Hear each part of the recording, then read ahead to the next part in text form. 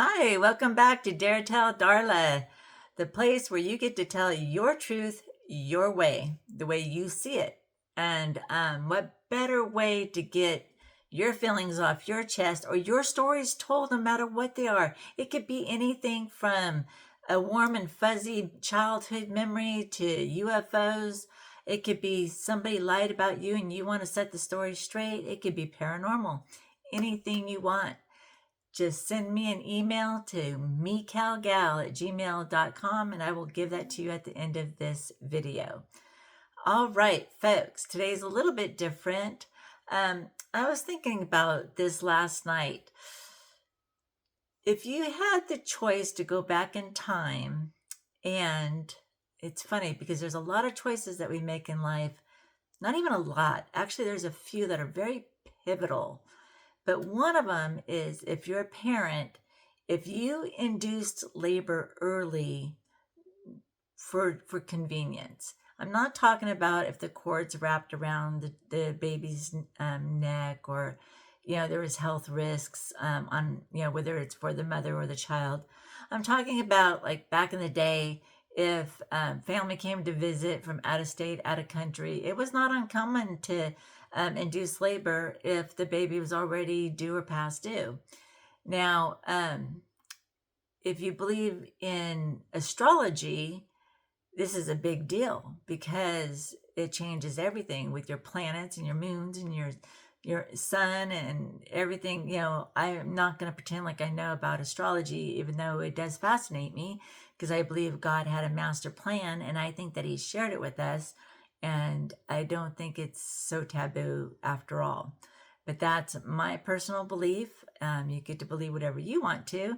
That's that's the glory of being here. But anyway, the whole point in all of this story here, is that if I had to do it all over again, I wouldn't have done it. I had one daughter that was born, the eldest. She was born on time, when she was supposed to be, even though she was more than 2 weeks past due, but that's when she was due. And then my middle son, he was past due, but just a few days, and he was induced. And I wish that we never had, because I cannot help but wonder if his life would have been different. What would have happened if he had been born a few days later, a week later? I mean, wouldn't that change a lot of things in life? They say 1 second and 1 minute can change the outcome of everything. If you've ever come close to being in a car accident, seconds, that's all it takes to be the difference between life and death. So why wouldn't being born at a different time matter? So I'm just curious, if you had the opportunity to choose whether to induce again or not. If you would, put in the comments yes if you would, no if you would not. And this will be very interesting. And then also, if you would, to keep these stories going, hit the like button, subscribe, share. That would be great too. But I'd like to know, because I can see now where my son has had, a rough life, and I can't help but wonder if it would have been different. And not to say that he didn't have some good times too. He got to travel as a child and things like that. But I think that I would do it. I don't even think, I know without a doubt I would do it differently. And then my youngest son, the doctor wanted to induce labor and we set the date on purposely to be on my father's death date, because that when that day would roll around, it would be kind of sad and hard, as it is when you miss a loved one. And he was so close anyway. Well, it turns out he was going to be born that day no matter what. And the reason why my doctor was scheduling a C-section, and this is what I'd like to know, is if you would do a C-section again if you didn't have to. Because with this doctor, I told her this is my third child, so this is not my first, this is not the first time I know if I'm giving birth or not. And especially when the baby's 11 and a half pounds, okay? I go into the hospital as scheduled, and I'm walking bow-legged and I am just can't breathe. And I'm just saying the baby's being born, and I'm basically whispering, and because I can't breathe.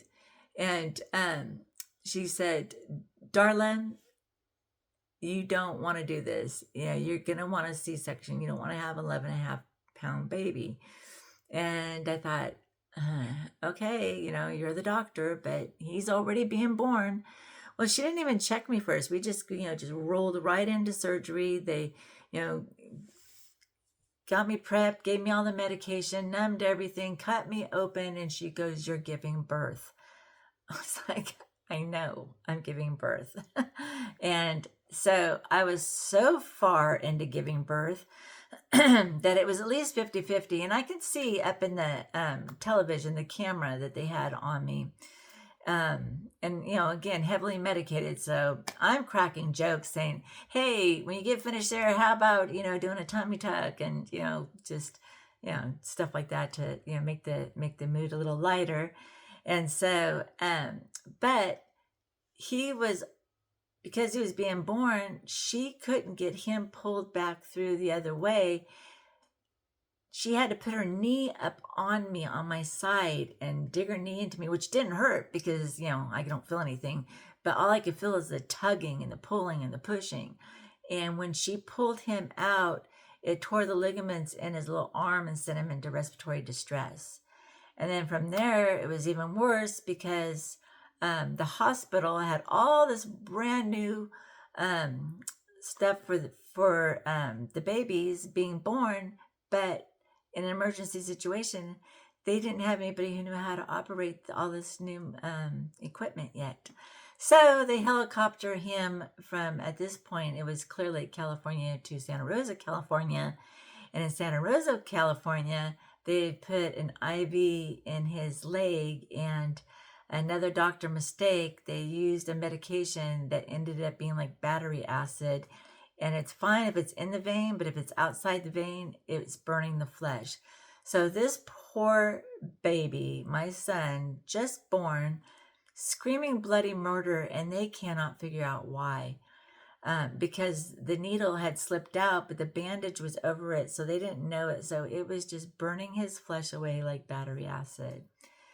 And from there, they sent him to Sacramento. They did a brand new pilot program there and sent out a small airplane with a nurse, and they took him from one hospital to the next for the NICU, and they cleaned up the mess. So he was in there for weeks, and we didn't know if he was going to make it. It was really touch and go.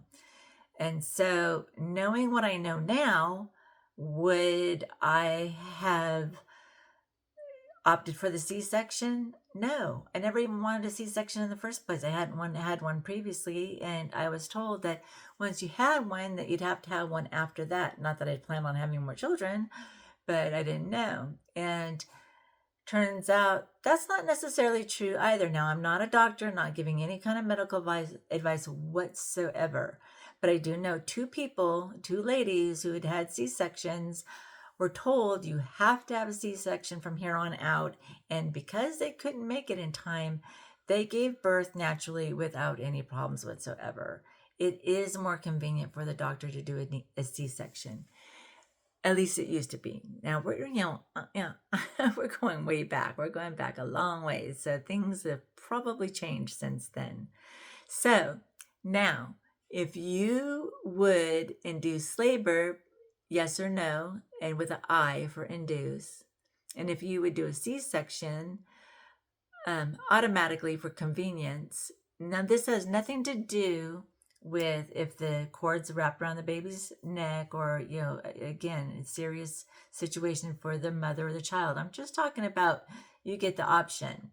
Would you put a yes or no in the letter C for C-section? I'm curious what would happen. There's a lot of pivotal decisions in life that our lives would go a whole different directions if we had done things different. Um, one thing in particular that comes to mind also. Actually, I'll make that about a different story. That'll be a different show. All right, folks. If you haven't hit the like button or the subscribe button to keep these stories going, I need you to do that. That would be very helpful. And write me your truth. Dare tell me your truth to mecalgal@gmail.com. MECALGAL@gmail.com. I hope to hear from you soon.